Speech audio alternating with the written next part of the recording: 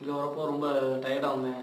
இப்போ மசாஜ் இங்கே எடுத்து முடிச்சதுக்கப்புறம் தான் கொஞ்சம் பிரிஸ்காக இருக்குது, கொஞ்சம் தெளிவாக இருக்குது.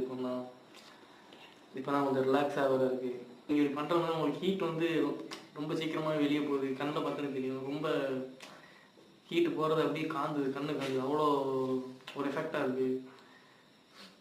இப்போ போய் படுத்தோம்னா நல்லா தூக்கம் வரும்.